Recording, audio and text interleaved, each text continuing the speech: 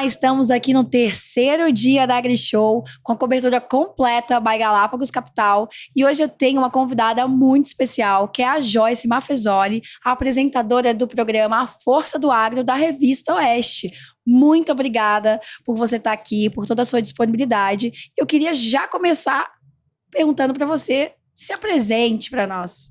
Rebeca, é um prazer, eu que agradeço o convite, é um prazer estar aqui representando a Força do Agro, a Revista Oeste, e para falar de um assunto que faz parte do nosso dia a dia e vai ao encontro do que nós estamos trazendo para a população, que é desmistificar e fortalecer o agro brasileiro. Eu sou jornalista da Revista Oeste, e agora, em especial, estou me dedicando mais ao programa mesmo, à Força do Agro, porque demanda muito. É um programa diário, exibido de segunda a sexta-feira, depois do Oeste Sem Filtro, do comentário do Alexandre Garcia. Todos os dias a gente escolhe um tema, traz um especialista, 2 ou 3, e mostramos a importância do agro para tentar mostrar para o brasileiro aí que o Brasil é o país do agro, né?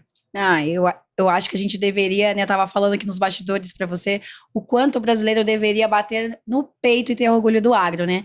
E é justamente por isso, assim, que eu queria falar. A primeira pergunta para você, de fato, tem vários aspectos que não são compreendidos no agro, né? Que tem muitas fake news, muitos ruídos e que acaba não chegando de uma forma tão correta para o público final. Eu queria saber de você como que a gente pode informar melhor, você como jornalista.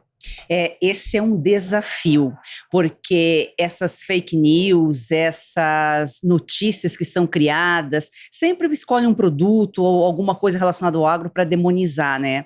E são criados geralmente por organizações internacionais, espalhadas aqui no Brasil por meio de ONGs, que são essas organizações internacionais entram aqui por meio de ONGs, na Amazônia, no Brasil de uma forma geral, e o brasileiro, ele às vezes acaba se deixando levar pela informação de fora, principalmente França, que já é um país tão antigo, é um país que acaba ditando regras aí de sustentabilidade, de desmatamento, quando o Brasil é um dos países que mais preserva, o nosso agro é o agro mais sustentável.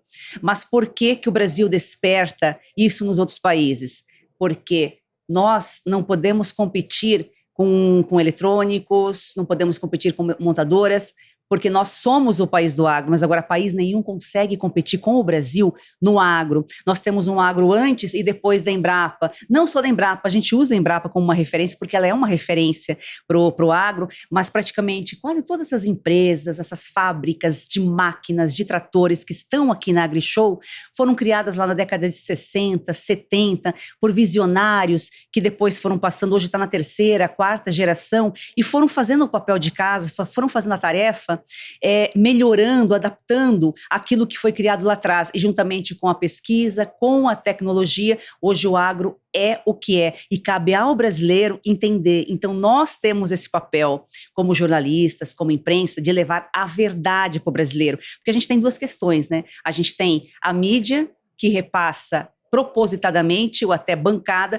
as informações falsas, e aí acaba atingindo um grande número de pessoas, mas eu acredito que hoje nós estamos vivendo um momento diferente no país. O nosso público está mais politizado, está mais educado, está mais sensível, está mais interessado. Então a gente tem que levar, além de informação, conhecimento. Verdade. E a gente está conseguindo fazer isso aí devagar, de grão em grão.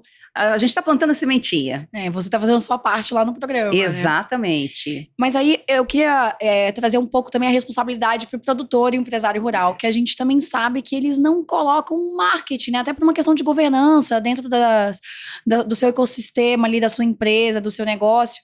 E eles também deveriam falar um pouco mais. Você como comunicadora, né, pensando tanto no lado de empresas jornalísticas, né, e de marketing, mas pensando também do lado do produtor.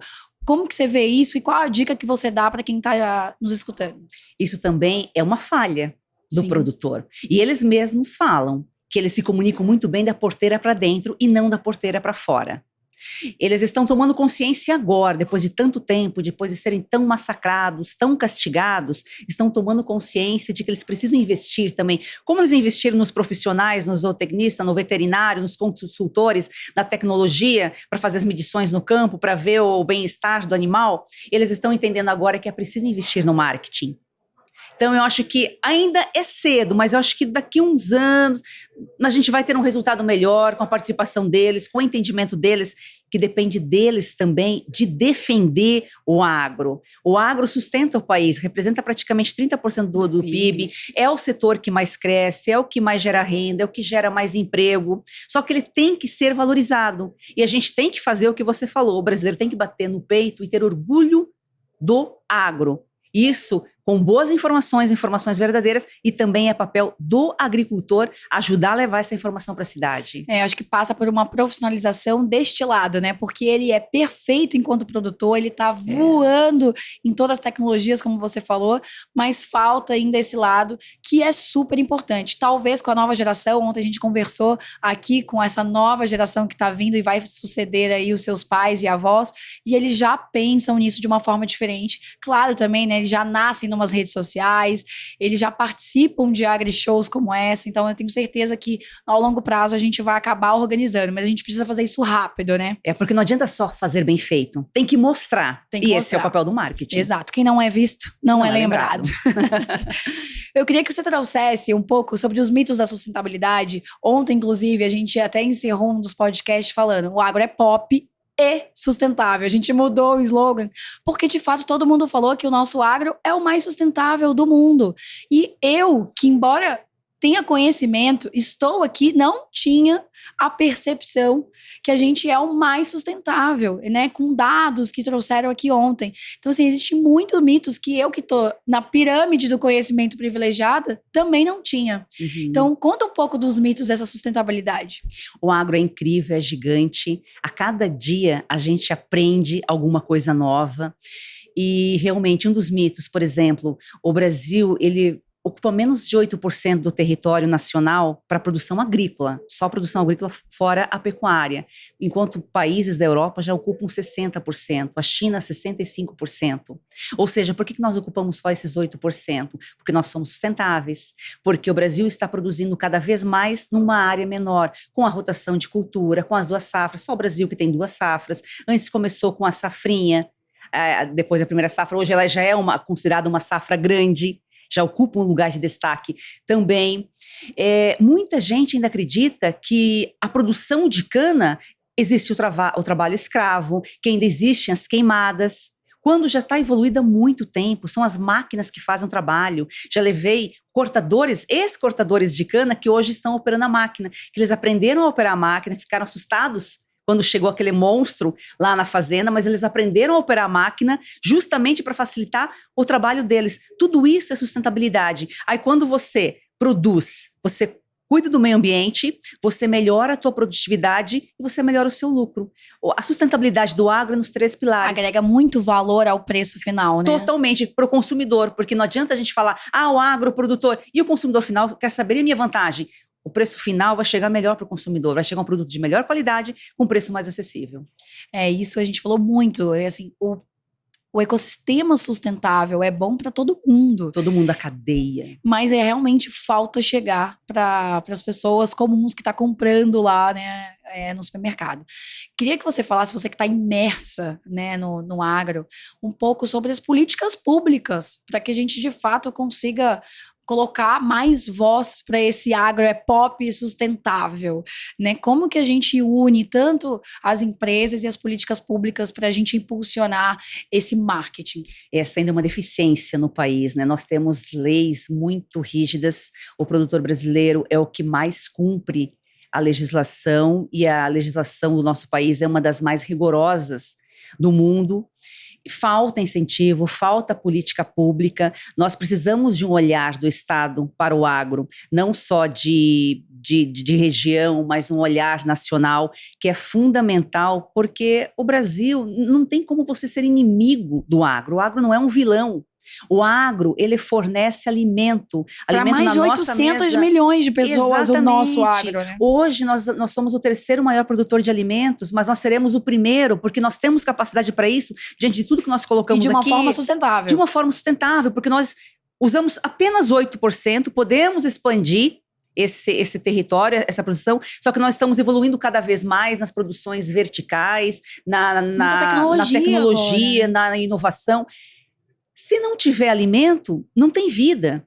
Então, eu acho que as pessoas têm que parar de criticar população, governos, não tem como você ser inimigo de um setor que é fundamental para o desenvolvimento do país. Sim, que alimenta, e principalmente, né, o Brasil, que é o país do agro. As pessoas têm que entender isso, que o Brasil é o país do agro, e nós já adotamos esse slogan, e esse é o nosso foco, a nossa missão, fazer do agro, que é um campeão brasileiro, uma paixão nacional, não só futebol e carnaval. Nós somos o país do agro e tem que ser a nossa paixão nacional. Não, eu fiquei fã, assim, eu acompanhava um pouco, mas estou aqui no terceiro dia da AgriShow, totalmente imersa e ouvindo várias referências como você, e assim, tô saindo daqui realmente com uma cabeça muito mudada, e que vou influenciar, nós mulheres, a gente tem esse poder, né, de influenciar o contexto social em que a gente vive. Vou influenciar a minha família e todo mundo que convive para vamos falar mais de agro. É muito importante isso, assim, estava totalmente deixado de lado, né? E até do ponto de vista de investimento, quando a gente olha para os investimentos, as carteiras de investimentos das pessoas, elas até cresceram bastante. Os últimos dados da Ambima foram em torno de 30% a 40% em LCA e CRAS, mas todo mundo deveria ter o setor do agro dentro da sua carteira de investimento como diversificação para apoiar a economia real, né? E não é uma coisa que a gente também fala no mercado de capitais. A Faria Lima começou a se unir com o agro há pouquíssimo tempo, né? Essa que é a verdade. Não sei como é que você está olhando para isso. Porque é uma coisa tão óbvia que às vezes demora para enxergar. E no agro é assim. É uma coisa que está aí, está tão fácil para nós e a gente não dá valor, porque nós temos. E aí essa questão, o Fiagros, por exemplo, surgiu agora há pouco tempo, 2021. A gente foi o emissor do primeiro Fiagro e a gente, assim, percebeu o quanto era carente, mas a gente só percebeu isso e o mercado financeiro como um todo na pandemia, porque foi o setor que segurou. Antes, não era óbvio. Aí vem a pandemia e mostra que tudo acaba, mas alimento não tem como acabar. Exatamente, porque até o mercado de investimentos ainda é novo para muita gente, né? Tem muita gente entrando agora, porque é um assunto complexo para leigo. E imagina para quem está no setor já, não está vendo essa oportunidade no agro, imagina para quem está entrando. Mas eu acho que o agro está na moda, nunca se falou tanto no agro como está se falando agora, acho que ele foi tão massacrado, tão malhado, que, a gente tem que mostrar para que nós viemos, para que estamos aqui. Não adianta só se comunicar lá, não adianta os produtores fazerem grandes eventos entre eles mesmo, lá na fazenda X, A, Y. Tem que comunicar com a cidade, porque a cidade só existe por causa do campo. Sim, embora seja um ano desafiador falando de mercado de capitais, né, assim, para o agro, que a gente está vendo muito RJ, mas eu também enxergo como um ano de oportunidade no sentido de eles, com o que aconteceu das RJs, eles estão tendo que se ajustar. Estão tendo que ter mais governança, estão tendo que procurar ferramentas como seguros, hedges, que antes eles não tinham noção. Então, acaba que a gente vai dar um loop de conhecimento para os próximos anos pelo que aconteceu. Porque acaba virando exemplo para todo mundo, né? O mercado, ele é muito ágil em se ajustar. Você tem visto isso quando você está fazendo as entrevistas sobre as RJs? Sim. Como que você tem visto? E o agro sempre se levanta. Por exemplo, a primeira queda que a gente teve aí, a primeira crise, digamos, foi agora, desde 2021, foi nesse ano justamente devido à falta ou excesso de chuva, pelas condições climáticas, a queda das safras de grãos em especial. Eles não se protegeram. Não se protegeram. Talvez o mal vem para o bem. Onde agora tem essa oportunidade que você acabou de colocar. Justamente por acontecer o que aconteceu, não estarem preparados, não está se preparando, não está prevendo, não está... Estava à espera de um milagre, né? Espera, não pode, vamos nos prevenir. Exatamente. Previne. Talvez seja um momento de aprendizado. E como o agro se levanta tudo muito rápido, eu acho que... Tem tudo, né? Tem tudo. Você vê, 2021, nós estamos em 2024, primeira crise. Sim. Qual que é o setor que consegue se manter tanto tempo assim, sem crise, exato.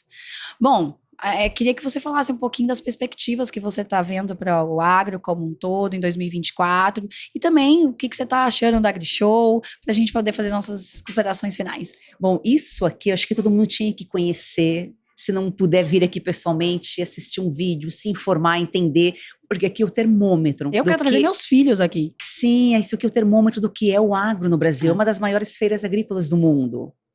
E aqui nós temos o produtor, nós temos a máquina, nós temos tecnologia. Por que é importante investir na tecnologia, nas máquinas? Porque é daí que vem a evolução do agro. Eu lembro, há 50 anos, quando se cortava o arroz com a serra, não sei qual que é o termo que se usa aqui, cortava mão a mão, se reunia, a família se reunia.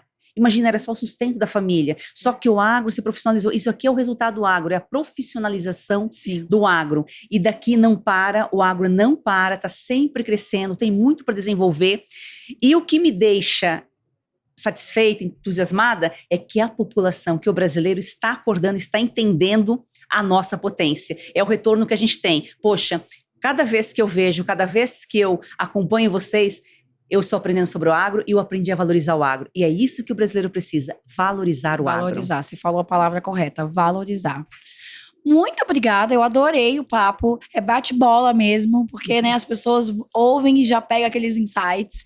Quero te agradecer, inclusive te dando aqui um mimo nosso, que é um boné e uma caixinha que a gente é muito especial, que legal. É uma xícara do Amigos do Bem, que a gente super apoia. E tem um Drip Coffee, que é o café da Cedro, que é um produtor que fez a primeira safra do café dele, né? E é um super parceiro nosso.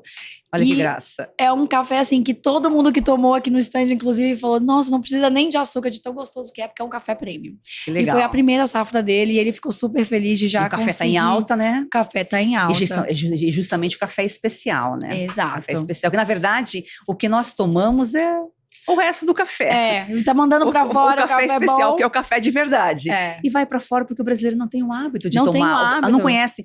E realmente, é uma questão, como a gente aprendeu a tomar o café e vicia no cafezinho, tem que aprender a tomar o café especial. O bom. Senão você não toma. Exato. Bom, muito obrigada, Joyce. A gente fica aqui à disposição, né? Eu quero agradecer demais aqui, foi uma aula, viu? Olha que legal. Adorei participar, muito obrigada pelo convite e também espero a Galápagos na Força do Agro. Legal, estaremos lá. Bom, você continua acompanhando a cobertura completa by Galápagos Capital. A gente está no 3º dia ainda, faltam mais 2. Continue acessando o nosso site galapagoscapital.com/agrishow para acessar todos os conteúdos e nas nossas redes sociais, @Galápagos Capital. Até lá!